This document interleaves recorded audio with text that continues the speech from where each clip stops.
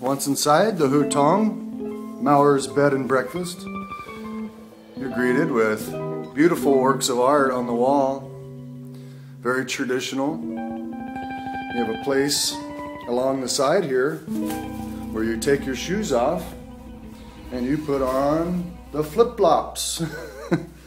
Or you come along here and we open up, and this is Julia. She is the backbone of the Mauer's Bed and Breakfast. She cleans, cooks outstanding breakfast every morning. She is awesome. She is great. I would love to take her back to America with me. You have your outdoors. We're protected from the wind. Nah, it's awfully windy today. Well, it's very, very safe and beautiful in here. Let me go to all my room. You have all the rooms.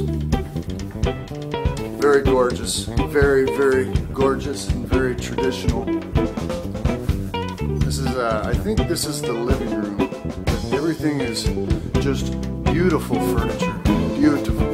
This is, I can't imagine ever coming to Beijing and staying somewhere else. This is just outstanding, gorgeous, beautiful. This is one of the bathrooms, and we come into where the magic happens, is the traditional Chinese kitchen. This is where breakfast happens every morning. If you want breakfast, you don't have to have breakfast, but clock on the wall, a TV, I hear it has one English-speaking station, but I don't watch TV. There's too much to do in Beijing to watch TV. This is the lake across the street from Mauer's Hutong Bed and Breakfast.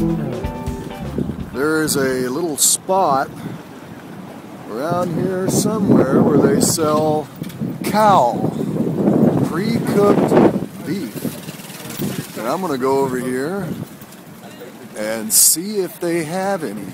I would like Angela and Julia to sample some of my barbecue sauce from the United States.